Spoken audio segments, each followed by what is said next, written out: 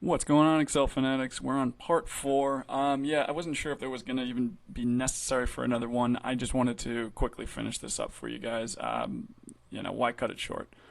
So we finished up 20. We got it right that George was the one who had the most in the fall. So now we're on the next practice. So click anywhere inside the pivot table below named sum of units sold. So that's this little section here, right? It's only values showing up. That's why it's such a small pivot table. Do you see the pivot table list? Yes, we do. Now drag the fields into place so that you make a vertical pivot table that has seasons on the left and sales reps indented under seasons. So seasons and then sales rep. Bink. Now scroll down and click next. Click anywhere inside the pivot table below named sum of units. Yeah. Do you see it? Yeah. Now drag the fields into place so that the pivot table shows each product in its own row. And each season in its own column. Ta-da! So seasons all up here as I just dragged, and product on the side here. And they told me what a great job I did. Okay, second to last practice. Click anywhere inside the pivot table below. Yeah. Pivot table is simply too wide. Drag the fields into place so that you see each sales rep on the left and the seasons indented under each sale. Okay, so just move this. All right, and then if you ever, I don't know if I've ever went over this, but you see how this is kind of, the column kind of ends. If you actually just double click in between the two columns here, so in between C and D, it'll just automatically space out for you, like so everything you can read in one place. That's a handy little trick for formatting. Okay, this is the last one.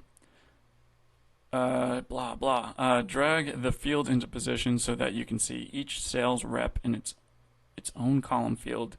Seasons on the left. Products indented under the seasons.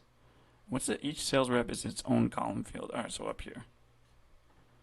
Okay, so in the winter, how many grapefruits did Dave sell? 400? Cool. What a great test. Yep, so guys, that was just some great ways to kind of go through a pivot table. Just ways to kind of slice and dice the data as you see fit. Really useful to know and super helpful, especially being in any kind of analytics role, dealing with data, things like that. The last one was a learn more. What was this? Good job. Good job. That's it. Great job. You guys did great. Just change that. Great job. There we go. So more pivot info. I'll go through this maybe in my own time. What is that? LinkedIn Learning. What do you got here? Read this important article about how to refresh. Is there an article on that?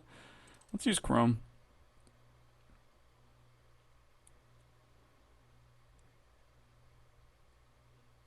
Oh, it's like a paid thing.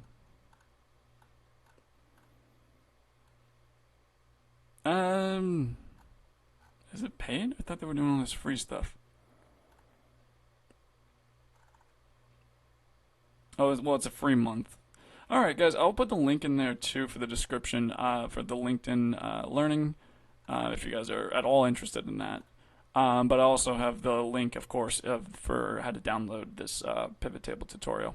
I think that's it for what I have to show for you guys for today. Thanks so much for watching. This is helpful to you. If you like what you see, please give us a like, and if you want to see more content, subscribe.